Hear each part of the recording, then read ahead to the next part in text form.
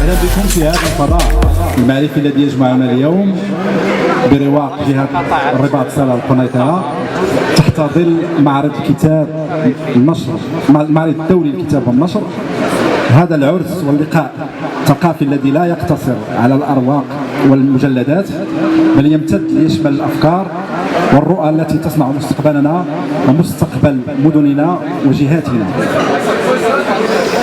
يسعدنا ويشرفنا في هذه الندوة الفكرية أن نستضيف شخصية تجمع بين التدبير الترابي برؤيته التنموية وبين الانشغال بقضايا الفكر والمجتمع. كنرحب بالسيد الرئيس جهة الرباط سلا القنيطرة السي رشيد العبدي، مرحبا بك. شكرا لكم جميعا، شكرا لاعضاء مجلس جهه الرباط سلا القنيطره، شكرا السيد الوزير، الساده النواب، الساده اعضاء المجلس، الجهه والمجالس المحليه، الساده الاعلام. لقاء اللي كاين في واحد الوسط اللي فيه وسط اللي فيه العلم، اللي فيه الكتاب، اللي فيه الافكار، اللي فيه نقاش، اللي فيه التقاء الاراء وكذلك نقاش حول الافكار اللي هي ما كتلاقاش.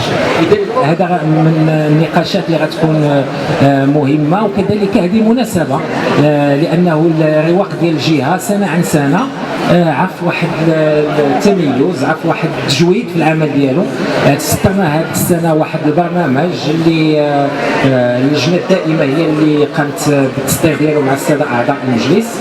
اللقاء اللي فيه مجموعه ديال اللقاءات مع مؤلفين، مع كتاب، تمكن توقيع على مجموعه ديال الكتب اللي حضروا فيه هيئات سياسيه من مختلف المشارب، ولم يكن حكرا على هيئه سياسيه دون اخرى او نقابه دون اخرى او جهه دون اخرى، خلافا على ما يريد ان يروج له. فالمجلس فهو مجلس متضامن ومتكامل ويشتغل في تناغم، وجميع الهيئات السياسيه ديالو تشارك في العمل ديال الرواق ديال الجهه. الجميع يشتغل داخل المجلس، وناتجه هذا العمل هو هذا البرنامج ديال التنميه المندمج اللي هو ورقه استراتيجيه ديال المجلس، اللي اقول انها مفخر للجهه. ومساله النجاح والفشل هذا كاع الانسان ما يمكنش يكون غير ناجح 100%، وحنا كنتعلموا من الفشل ديالنا وما عندناش عقده الفشل.